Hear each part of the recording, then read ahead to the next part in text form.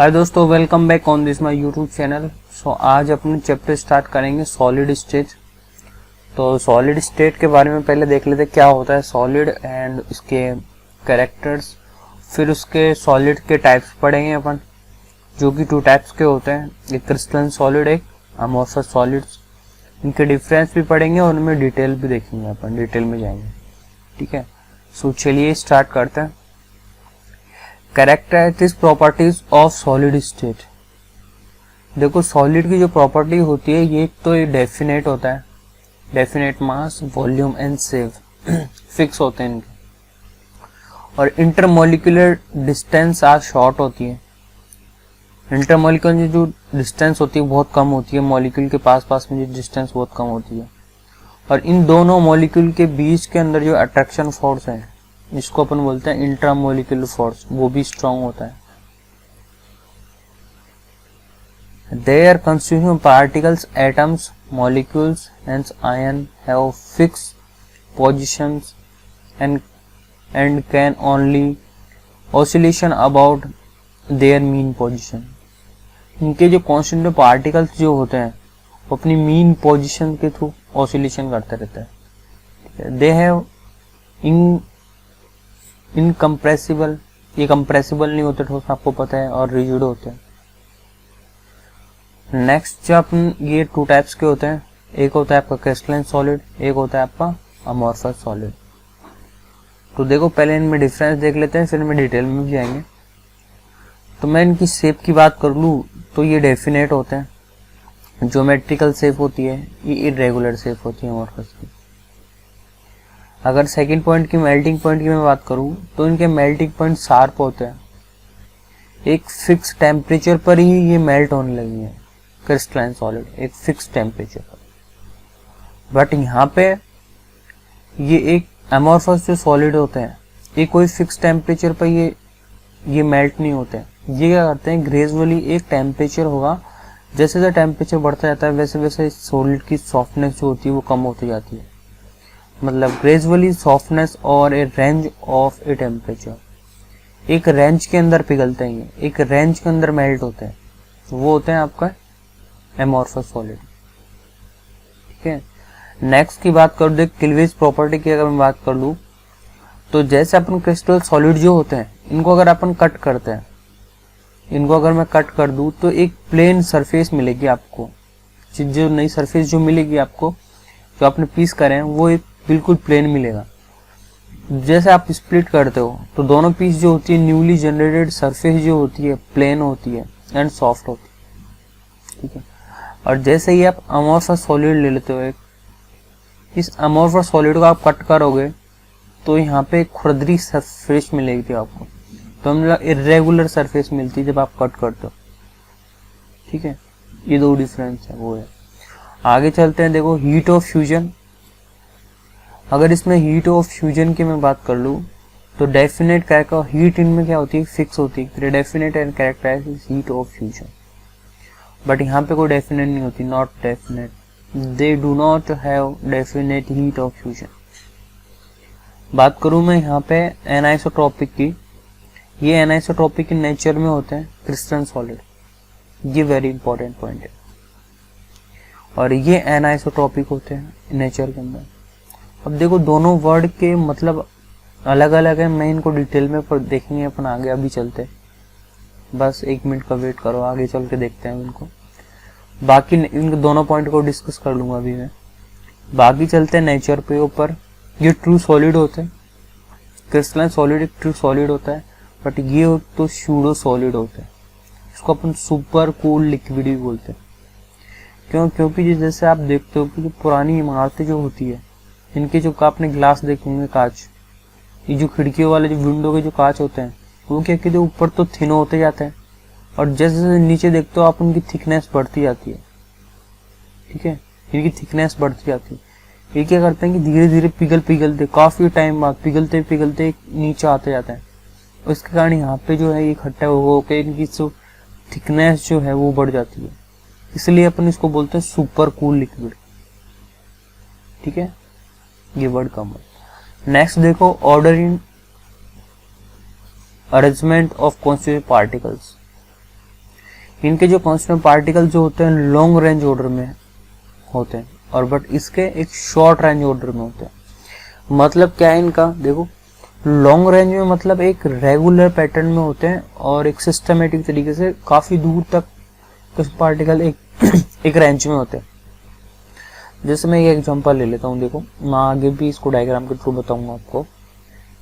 तो जैसे एक मान लो कि एक NaCl का एक पार्ट, एक कंपाउंड है NaCl का, जिसमें Na होगा, NaCl का मॉलिक्यूल होगा, ये होगा आपका Na प्लस NCl माइनस। एक सिस्टमेटिक तरीके से आपको मिलेंगे, फिर Na मिल जाएगा Na प्लस और फिर ये Cl माइनस का।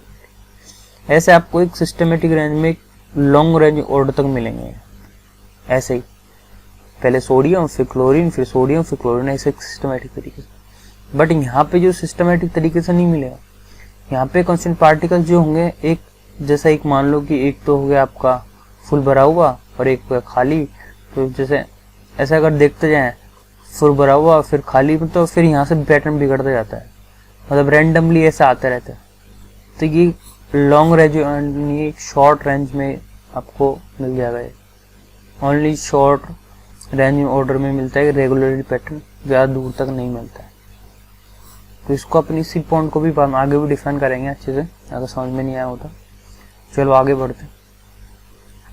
इसके एग्जांपल की अगर बात कर लूँ तो मैं, तो क्रिस्टलाइन सॉलिड होता है ये, जिसका एग्जांपल देखो all metallic elements like iron हो गया, कॉपर हो गया एंड सिल्वर हो गया। बात करूँ नॉन मेटेलिक एलिमेंट भी इसी कैटेगरी में आते हैं, लाइक सल्फर हो गया, फॉस्फोरस हो गया, आयोडीन हो गया। और कंपाउंड्स की बात करें तो कंपाउंड्स लाइक सोडियम क्लोराइड हो गया, जैसे भी मैंने बताया, जिंक सल्फाइड हो गया, उसके बाद में नेफ्थलीन हो गया। ये आपके पूरे जो है क्रिस्टलाइन सॉलिड के एग्जांपल। देखो एक बेसिक यहाँ पे डिफरेंस, और इसका जो एग्जांपल है एमोर्फस सॉलिड का, जैसे आपका चौक हो गया, ठीक है, चौक इसी का एग्जांपल है, रबर वगैरह, ये आपके एमोर्फस सॉलिड के एग्जांपल हो गए। अब इस डायग्राम को देखें, यहाँ पे देखो ये वाला जो अभी मैं बता रहा था, एक मिनट यहाँ पे पहले ये देख लो कि ये वाला जो डायग्राम है ये आपका है क्वार्ट्ज का, ठीक है। और ये क्वार्ट्ज क्या होता है, ये एक क्रिस्टलाइन सॉलिड होता है।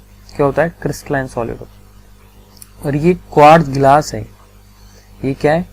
क्वार्ट्ज ग्लास है, ये रबी, ये क्वार्ट्ज ग्लास है। अब तो यहाँ पे देखो ये वाला ये एग्जांपल है, ये है आपका एमोर्फस सॉलिड का, ठीक है, एमोर्फस सॉलिड का एग्जांपल है।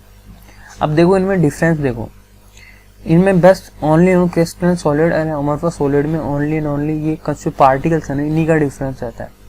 यहाँ पे आप डायग्राम में देखो, यहाँ पे जो कंस्टिट्यूट पार्टिकल्स है एक सिस्टमेटिक अरेंज ऑर्डर में, देखिए एक साइकिल जो बन रही है, एक फिक्स मेंबर की साइकिल बन रही है यहाँ पे, इधर देखो, ठीक है। और यहाँ पे देखो तो ये फिक्स है, इसलिए ये कौन सा क्रिस्टलाइन सॉलिड हो गया। अब यहाँ पे मैं बात कर लूँ तो यहाँ पे रेंडमली है, देखो यहाँ पे साइकिल किसी ज़्यादा मेंबर की हुई, किसी यहाँ पे ज़्यादा की है, फिर कम की है, मतलब ऐसा रेंडमली है। तो ये आपका कौन सा हो गया? एमोर्फस सॉलिड, ठीक है। आगे चलो, देखो ये एनसीईआरटी का डायग्राम था, इसलिए मैंने इसको उठा लिया वहीं से। आगे देखो, जैसे मैंने आपको बताया, एक होता है आइसोट्रोपिक, एक होता है एनाइसोट्रोपिक। तो एक आइसोट्रोपिक जो होता है वो होता है आपका एमोर्फस सॉलिड के लिए, और एनाइसोट्रोपिक जो होता है वो होता है क्रिस्टलाइन सॉलिड के लिए। मैं बात करूँ देखो यहाँ पे एनाइसोट्रोपिक की, क्रिस्टलाइन जो सॉलिड्स होते हैं वो एक एनाइसोट्रोपिक इन नेचर का होता है, जैसा अभी बताया मैंने आपको। ये क्या होता है देखो, जैसे इसकी फिजिकल जो प्रॉपर्टी होती है, लाइक जैसे electrical resistance and refractive index जो होता है, show different values in mean along different direction. जैसे जैसे आप डिफरेंट डायरेक्शन में चलोगे वैसे वैसे इनके रिफ्रैक्टिव इंडेक्स या इलेक्ट्रिकल जो रेजिस्टेंस है, फिजिकल जो प्रॉपर्टी होगी, उसकी डिफरेंट डिफरेंट वैल्यू आएंगी इन सेम क्रिस्टल के अंदर, ठीक है। जैसे मान लो कि एक आपका क्रिस्टल है, इस क्रिस्टल जो है, ये पहले एग्जांपल जो क्रिस्टल जो बनाया गया है ये क्रिस्टलाइन सॉलिड से बना है, वो क्रिस्टलाइन सॉलिड का है, ठीक है। तो इसमें जो कंस्टिट्यूट पार्टिकल्स जो है, जो देखो ये ब्लू कलर का, फिर ब्लू, फिर ब्लू, फिर ब्लू, फिर उसके बाद में देख रेड, फिर रेड, फिर रेड, फिर रेड, फिर रेड, ठीक है, फिर ब्लू, फिर ब्लू, मतलब एक सिस्टमेटिक रेंज में ऑर्डर में ये अरेंज करे गए। तो लॉन्ग रेंज ऑर्डर इसी को बोलते हैं अपन, लॉन्ग रेंज ऑर्डर, एक सिस्टमेटिक रेगुलर पैटर्न में। अब मैं बात करूँ इस क्रिस्टल के अंदर एक डायरेक्शन चूज कर रहा हूँ, मान लो मैंने बी से ए डायरेक्शन एक चूज करी है, ठीक है। बी से ए में मुझे ब्लू एलिमेंट ही दिख रहे हैं, ये ब्लू स्पीड ही दिख रहे हैं मुझे। तो यहाँ से मैं यहाँ पे अगर मैं रिफ्रैक्शन इंडेक्स की बात करूँ तो यहाँ पे इसकी वैल्यू सेम मिलेगी मुझे, ठीक है। यहाँ पे एक ही मिलेगी, जो भी वैल्यू मिलेगी मान लो कि उसकी मुझे मिले 50, ठीक है। और इधर से मैं रिफ्रैक्शन इंडेक्स की वैल्यू देखूँ, यानी कि डायरेक्शन सी से डी तक, यहाँ पे देखो कुछ पार्टिकल्स अलग अलग आ चुके हैं, यहाँ पे तो रेड भी है फिर ब्लू है, मतलब यहाँ पे कुछ अलग मिलेगी, मान लो कि 30, ठीक है। तो ऐसा ये बता रहा है कि यहाँ पे अगर आप डिफरेंट डायरेक्शन में जाओगे तो आपको वैल्यू डिफरेंट मिलेगी। हाँ, तो बात करें कि अमॉर्फस सॉलिड, अमॉर्फस सॉलिड जो होते हैं आपके आइसोट्रोपिक नेचर के होते हैं, ठीक है। आइसोट्रोपिक जैसे उसका उल्टा है, अपोजिट है। अपोजिट कैसे देखो कि इसके अंदर जो आपको फिजिकल प्रॉपर्टी होंगी उसकी जो वैल्यूज मिलेंगी आपको यहाँ पे डिफरेंट नहीं मिलेंगी, सेम मिलेंगी। मतलब एमॉर्फस सॉलिड के अंदर जो फिजिकल प्रॉपर्टी की जो वैल्यू मिलेंगी डिफरेंट डायरेक्शन में जाने पर वो सेम अपन को मिलेंगी।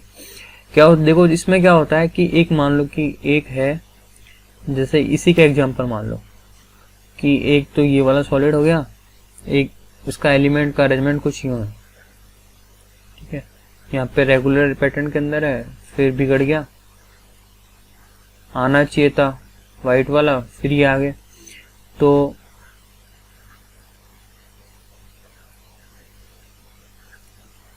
एक डिफरेंट पैटर्न के अंदर मैं इनका एक क्रिस्टल बना रहा हूं, ठीक है। तो जैसे आपने एक डायरेक्शन चूज कर लो, मैंने जैसे ये वाला डायरेक्शन चूज कर ली, तो इसमें क्या होगा, इसमें जो रिफ्रैक्शन इंडेक्स की मान लो कि 30 वैल्यू आ रही है, ठीक है। यहाँ पे क्यों, क्योंकि यहाँ पे ये वाला एलिमेंट जो फुल भरा हुआ है तो इसकी डायरेक्शन में तो सेम एलिमेंट आ रहा है, ठीक है। और मान लो कि एक मैंने ये वाली डायरेक्शन चूज कर ली, जो इसमें भी इसमें ये वाली डायरेक्शन, तो यहाँ पे भी आपको 30 वैल्यू मिल रही है। तो यहाँ पे जो रिफ्रैक्शन इंडेक्स की वैल्यू सेम मिल रही है, मतलब फिजिकल प्रॉपर्टी की वैल्यू अगर आप सेम किसी भी डायरेक्शन में जाओ, इस डायरेक्शन में जाओ या इस डायरेक्शन में जाओ, ठीक है, फिजिकल प्रॉपर्टी की वैल्यू सेम मिल रही है। इसका मतलब ये कौन सा होता है, एक आइसोट्रोपिक नेचर का होता है, इसका मतलब ये होता है, ठीक है।